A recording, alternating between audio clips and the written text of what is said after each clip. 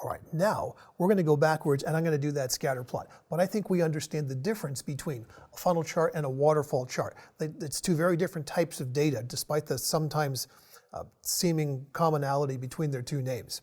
First of all, we neglected to rename that last worksheet or that last page. So let's do that. Let's call this funnel chart. That's better. And let's go back to what we left off as page 1, where we simply had this waterfall chart. Now, right beneath that, you might recall we had a scatter plot. And just to give everyone a quick refresher, let's take a look. The scatter plot that we see over here breaks down our data by two numbers. Now, first of all, let's just talk about why do we look at a scatter plot. This is actually a fairly sparse one compared to what might normally be out there. But here's the idea behind a scatter plot.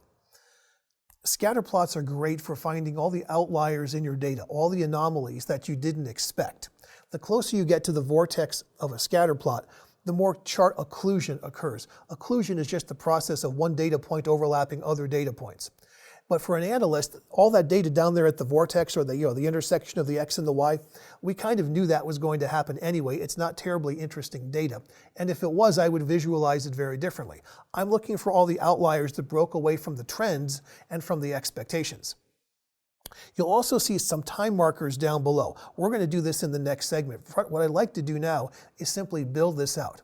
We're going to compare on our x-axis our subtotals, this is dollars going left and right, to the quantity going up and down to see if we can figure out how much are being purchased and at what level. And then I'd like to know who the salespersons are and into what regions are these orders going. Because these are some fairly impressive numbers here. 775 of these units, $19,000 plus, that's important. Right? And in what region did that go? That went into Europe. Right? This is the kind of stuff we love to see as analysts. So we're going to build this one out. Let's go ahead and, if you're not already there, get back to your workbook. Click off your waterfall chart. You don't want that to be selected or you're going to turn this into a scatter plot. So click off of this, find the scatter plot visual.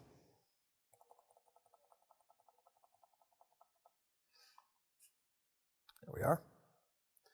And let's fill in our values. So for our details, let's expand our invoices. We're going to do this for customers. Now, right now, you're going to see one big dot because it doesn't know what else to do. That's fine. The legend, I believe, was region. Okay. The X is subtotal, and the Y is quantity.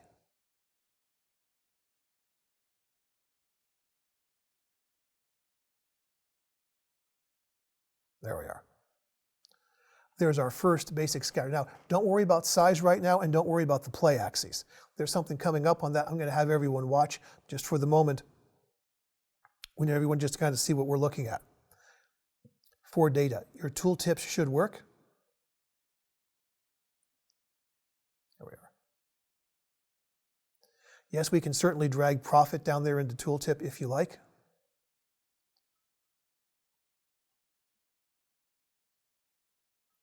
And what I should also see, without my having to expend any effort, this should be interactive between the two visuals. Right? It's the interactive legends that we looked at earlier.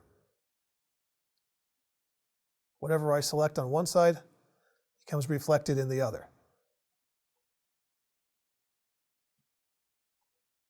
Now, you'll need to experiment for a little bit to get exactly what you want. It all depends upon what sort of interest or what sort of data is going to interest you. Just before I finish this, I'll do a little bit of formatting. Here we are. Back onto the visual.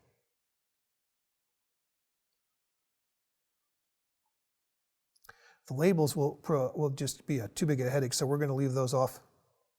The border and the drop shadow will be fine. I'll come back and resize these in a little bit if that will make it better. Let's rename the page.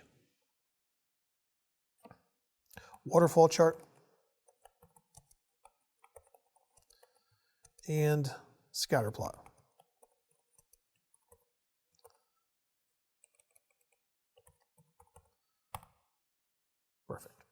Let's click our save buttons.